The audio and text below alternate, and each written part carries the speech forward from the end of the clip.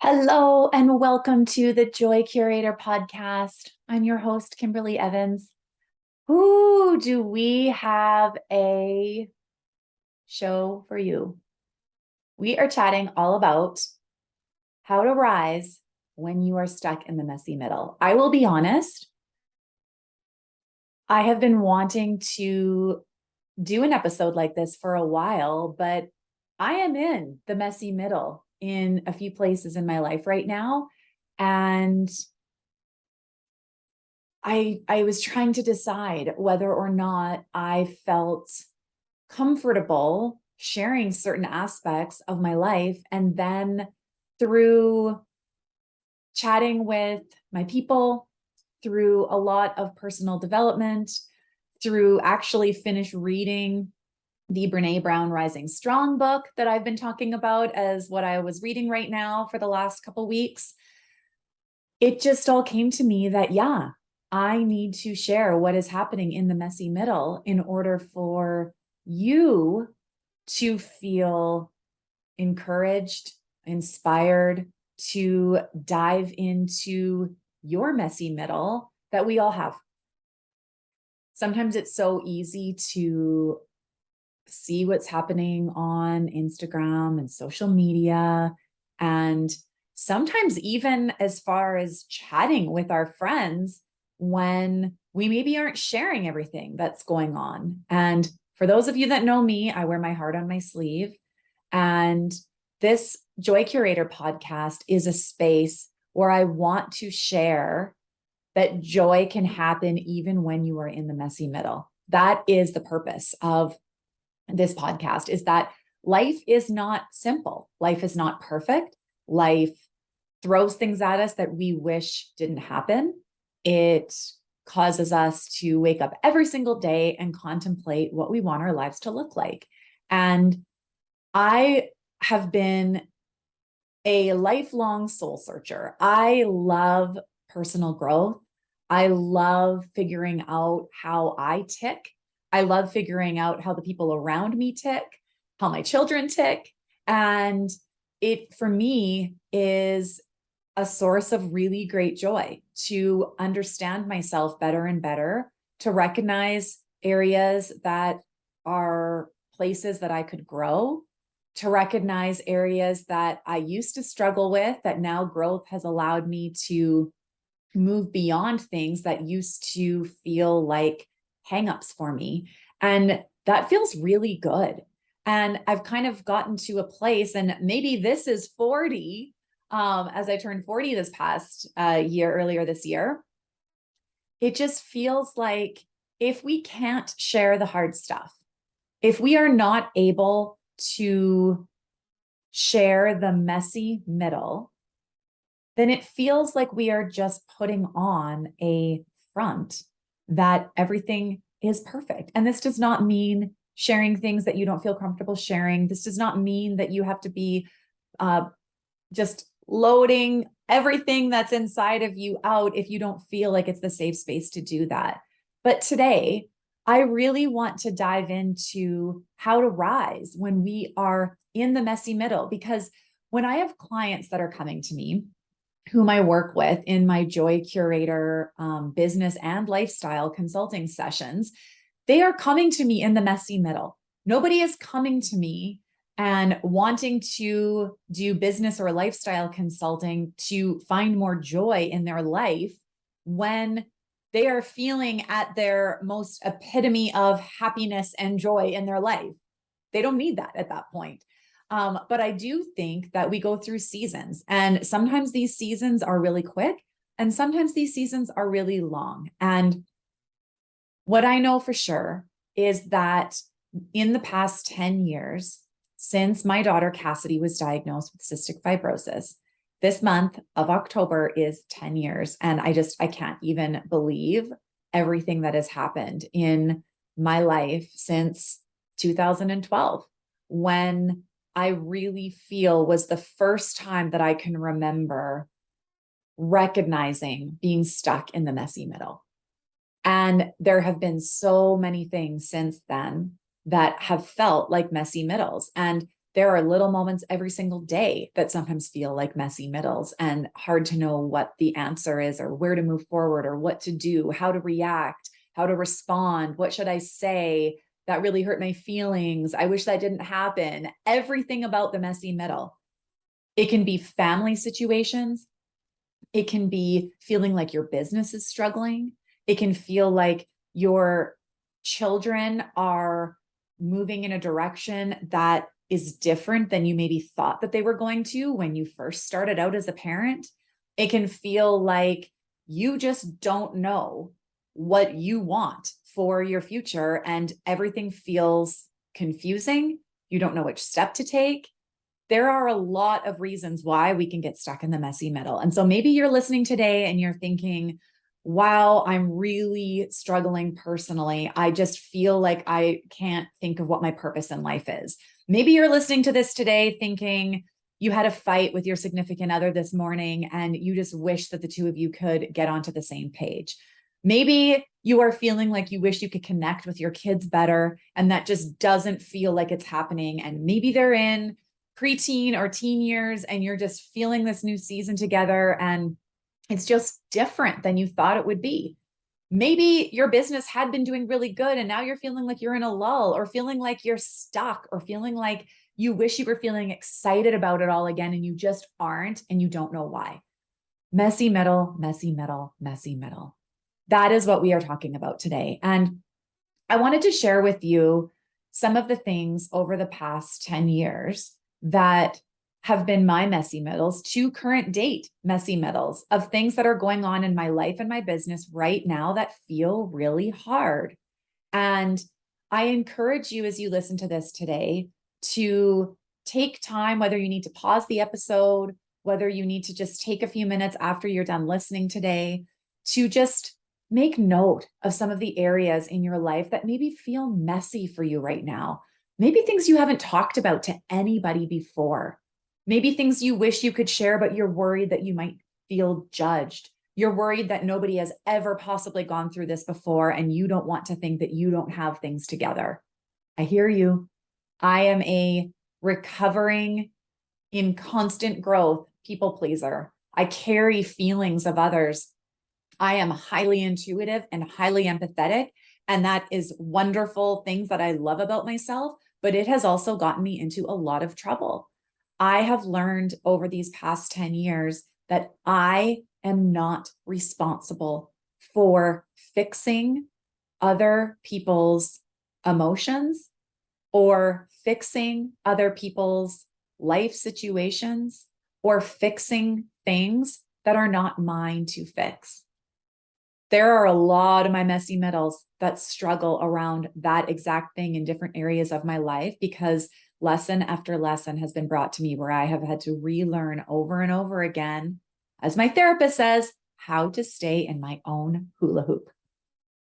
So you can visualize that throughout the rest of this episode. I talk about that hula hoop analogy a lot because it just is such a powerful visual for myself to understand when I need to be in my own lane, how to stay in my own lane, and how to protect my own thoughts and emotions from feeling like I'm getting sucked into other people's thoughts and emotions. Now, one of the things that happened to me very soon after my daughter Cassidy was diagnosed with cystic fibrosis in 2012 was, without having any control over the situation. Cystic fibrosis is a genetic disease. This was just predisposed in my genes, and Cassidy was now the recipient of her parents' genes. And that was my first lesson in learning that I can't control anything as a parent, and that I can either choose to let this be my darkest hour, or I can choose to let this very, very messy middle turn into something bigger. And as you know, there have been a lot of dark times throughout this. And I think that with having a chronic illness, that messy middle is always there. This will never be something that I feel like we've gotten to the other side on, because it's always sitting there. However, what I have learned is that through this experience of recognizing that I cannot control what happens to her health, I cannot control the things that I maybe wish she was or wasn't doing as she gets older and is a teenager now. And it is not my responsibility to feel like I am carrying this all on my own. And I did feel that for a long while. And it really has been a challenging experience to learn how to add having a child with a chronic illness into the context of a family, into the context of a relationship with a significant other, into the context of just parenting and having a child with a chronic illness and having one child without one, and how that looks different for both of them. And so as the years have gone on, that has felt still to date one of the hardest things that I have ever experienced. And I've used that as a marker for everything else that comes to me, where nothing else has ever felt quite so hard. Fast forwarding a few years after her diagnosis, and after everything that had happened in my life of just really trying to dive in and understanding this messy middle a bit better, and understanding that it was okay to be happy and it was okay to live a life of joy, even though this really hard thing was constantly happening day to day around me. And I think a lot of us go through that. I've heard a lot of people talk about grief and talking about either the loss of something or someone, or something that was lost expectations, and feeling like because of that, they were no longer allowed to experience or feel joy in their life, because they felt like that might negate the fact that this had been really hard. And I think about that a lot, because for me, I have really tried to remind myself that the opposite is true. I am not going to let the messy middle define my joy. And it is really hard in the moments when experiences come up, when there's an argument, when someone says something that hurts my feelings, when I'm trying to understand a family member say something that I just feel like I don't understand and that I disagree with, and I want to understand how we can move forward amicably. It's hard to be in that messy middle and to feel like you're able to just seek out joy in those moments. And for me, I say this regularly, joy is a lifestyle. Joy is not something that comes and goes. You may feel happy sometimes and sad sometimes and angry sometimes and frustrated sometimes, but that joy piece is a part of this movement of gratitude and of self-awareness and of curiosity about what's going on in your thoughts and feelings and emotions at any given time. That for me is where the joy comes in, of pausing and choosing to not react right then, but being curious as to why things are coming up for you. And as a chronic overreactor, this has been one of the biggest things that I have learned in the past couple of years, is being able to understand myself well enough to be able to have better awareness of how I am reacting in any given situation. And I really, for a long time, really struggled with raising my voice and feeling like that was an appropriate way to express when I was feeling like something was triggering me or bothering me, whether it be to my kids, to my partner, to people around me. I would get very raising my voice. And I still, because I am a animated person, and because I have a loud voice, I have definitely been caught in situations where somebody might feel like I am yelling at them when I am just getting even excited about something or sharing how I feel about something. And I've had to be really mindful of how I show up. But on the flip side, also being mindful that I am being aware and I am just showing up as me. And it is okay that I am loud, and it is okay that I have a voice, and it is okay that I ask for what I need. Nobody gets to take that away from me. And I didn't know that for a long time. That wasn't something that growing up was talked about. It's something that I get to flip the script on now and talk about with my own kids and with my friends and my business colleagues and clients, because it has been talked about more mainstream now to be able to ask for what we need and to be okay with asking for what we need, even if it makes somebody else uncomfortable, even if it's not what somebody wishes that you were saying at that moment. And I have spent a lot of therapy hours and time trying to figure out how to ask for what I need. That is so hard for me. And I was so inspired by listening to a recent episode of We Can Do Hard Things.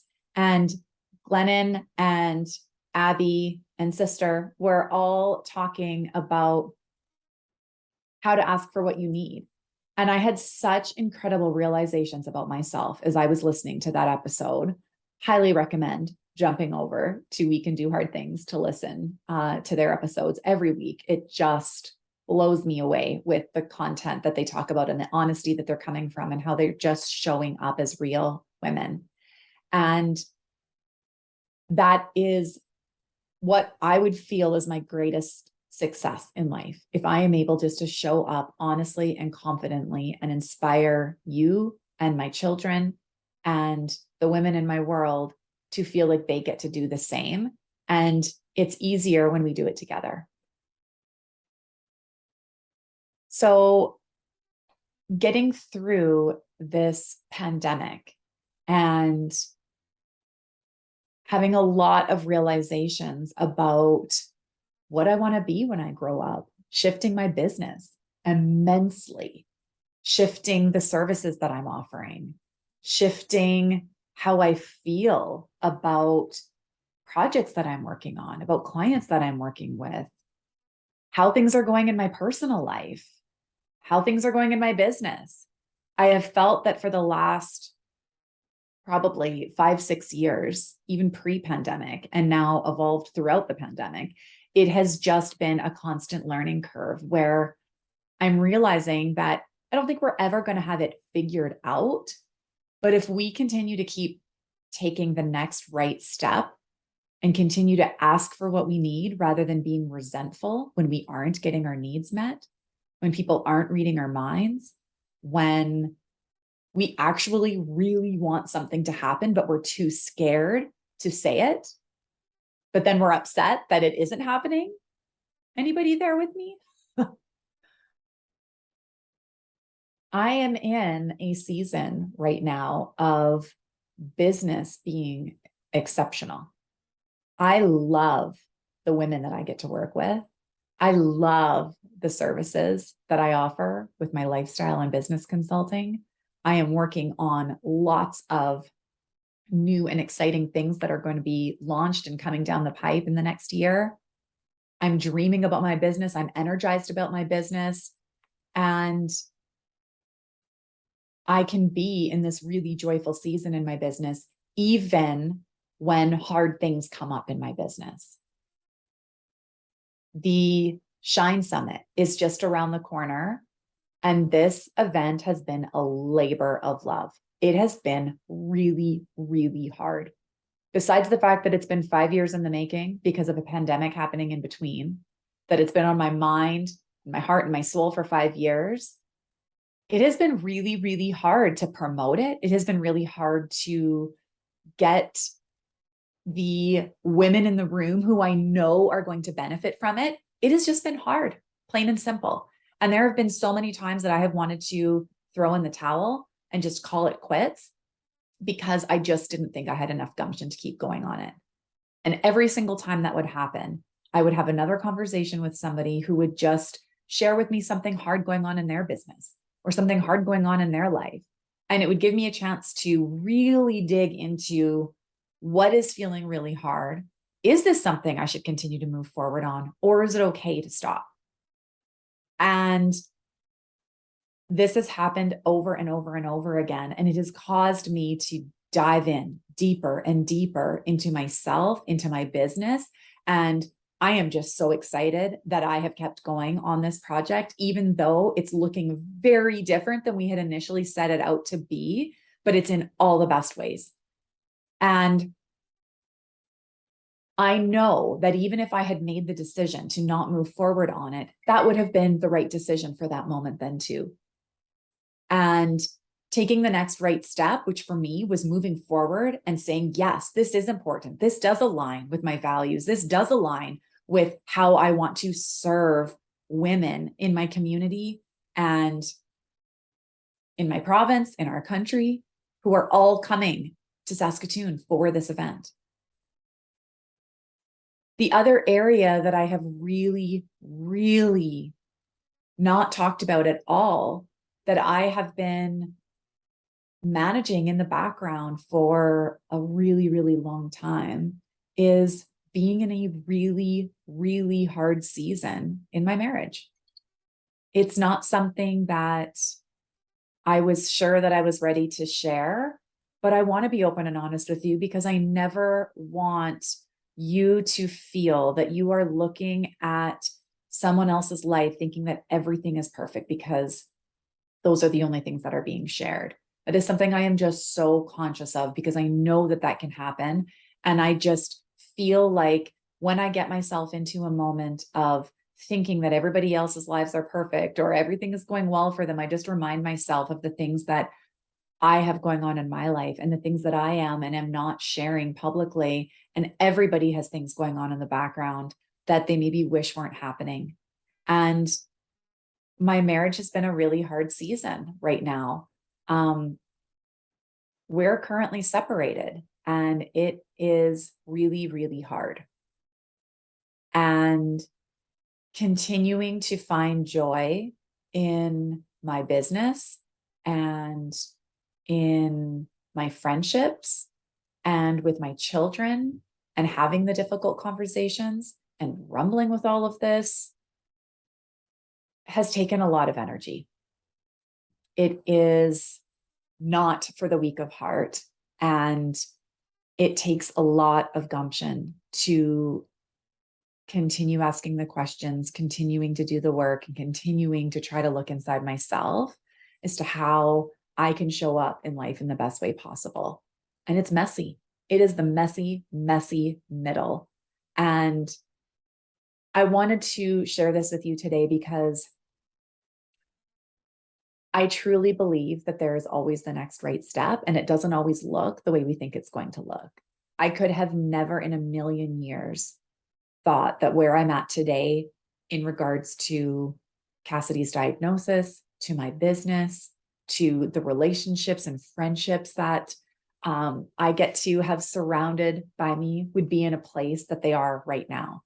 I probably cried my eyes out for the first 3 months every single day after Cassidy was diagnosed. I couldn't speak about CF without getting emotional. I couldn't share our story. I wanted to bury my head in the sand. I was so overwhelmed by everything that had changed in our life. And I was so fearful of what Cassidy's future looked like that it just all felt like too much. And 10 years later, and so many speaking engagements, so much advocacy for CF, so much awareness, so much of what is happening day to day in that part of my world is infused into my business. I get to give back more because of it. I get to get involved, and it has been a place that has been the most heart-wrenching and joyful place in my heart to see how something so very dark has come full circle into something that has brought me so much joy. It's miraculous. It is not something that happens by accident. And I know that I am going to see that in the season, in my relationship. I know that I'm going to see that in the way I communicate with my kids because of these hard conversations. And I know that I'm going to see that in my business because I'm diving in and getting curious about things that are coming up for me and willing to do the work. And I want that for you too. This messy middle is not for the weak of heart.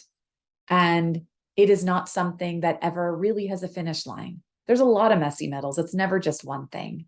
And I just want to encourage you today that if you've been thinking about one specific situation or many specific situations as you've been listening to this today, that you know that you are not alone, that we are all going through messy middles, and that is a part of life. And that does not mean that the joy is lost.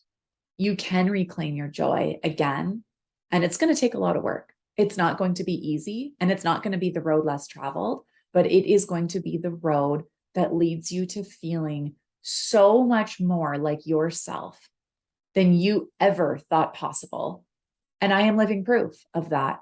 I am taking this day by day, and this has kept me in the present moment more than anything ever has before, as I work through complicated things in my own life and in my business. And I just want to say that I'm here for you, and we don't need to do this alone.